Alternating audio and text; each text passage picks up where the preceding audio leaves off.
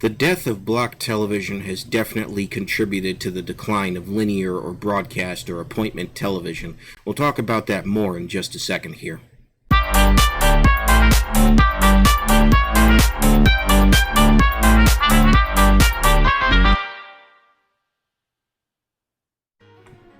The death of block television is something that is really fascinating to me as a fan of linear broadcast television, because linear broadcast television still exists, and it still has a degree of an audience or popularity. It is nowhere near what it once was, not even close. Most people have moved over to their own given streaming services, but a lot of people are still subscribed to some form of linear broadcast television, myself included. And one of the old school draws of linear broadcast television was the programming block. What is the programming block? Well, it's when you take certain genres of TV or shows that are related to each other in some way, and you put them in a 2 or more hour block, scheduled block of programming where it was one after the other. And then in between the programs there were what they called interstitials and bumpers, where there was usually a host that was something themed that was talking about the program. They were talking about things in between the program. They were doing things like, in the case of Toonami, they had game reviews.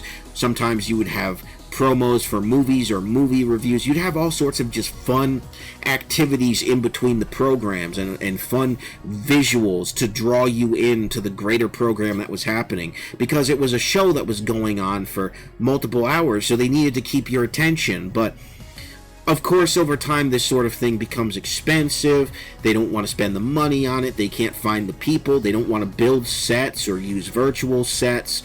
They just completely let go of it, and the draw isn't there. But I maintain, if they were to bring back block television the way that it was and promote the crap out of it tomorrow, you would get a significant number of people trying to find a linear broadcast TV service that carried the channels that had that block programming.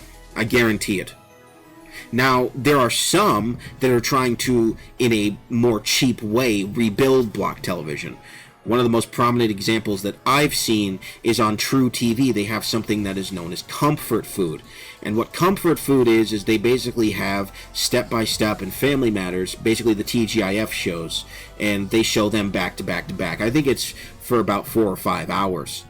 And it's really great. And unfortunately, I just realized that I missed it today. There's the hang-up of appointment television, but it is what it is.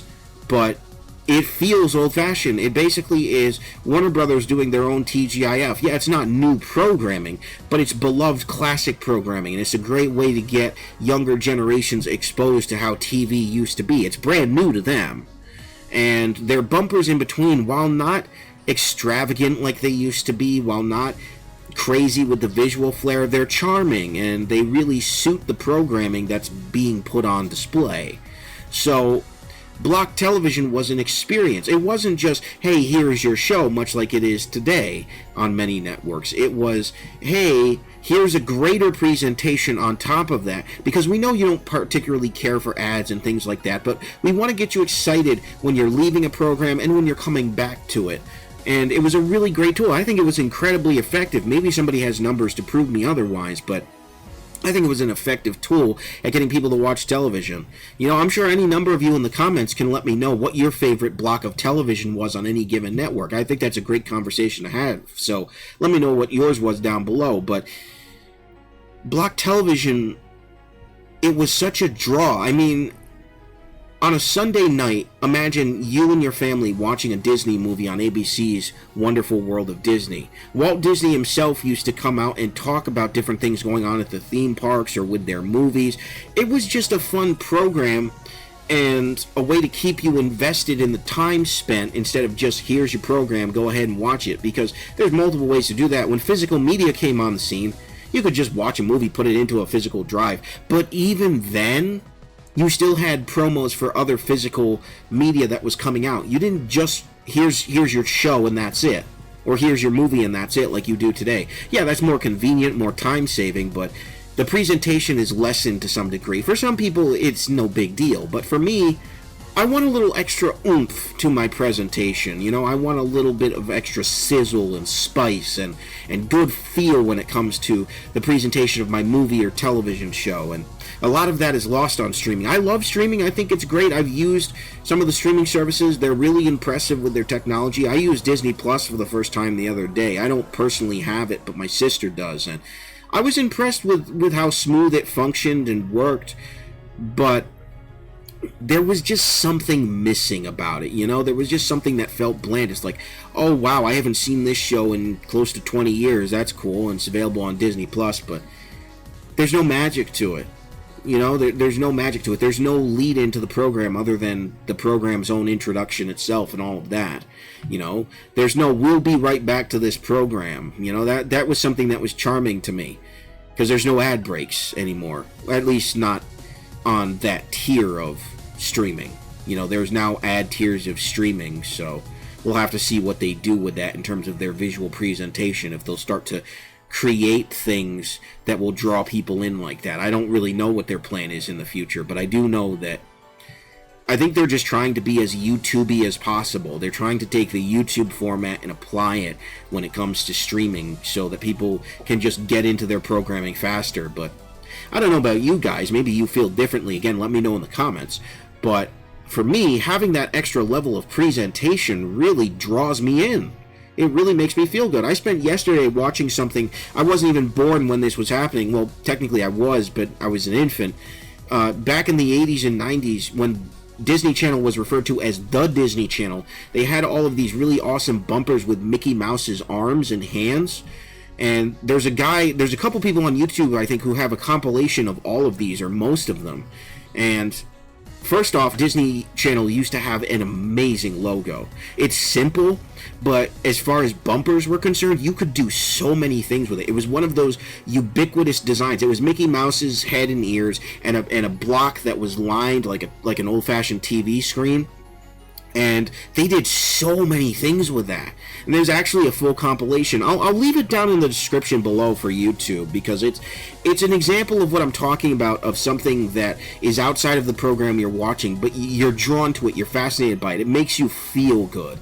You know what I'm saying? So that is definitely missing. And when they killed off block television, I think that did more damage to the linear broadcast networks than streaming and YouTube ever could. Because then all of a sudden people go from something that feels familiar and nice and seeing something new to present to them with new programming, to just, hey, here's your show. There you go. Here's a bunch of commercials you don't want to see. By the way, the amount of commercials they have now is just insane. They used to have a lot of them, but I guarantee you, if you look at old commercial breaks compared to modern commercial breaks, at some point there was less. There's no way there wasn't.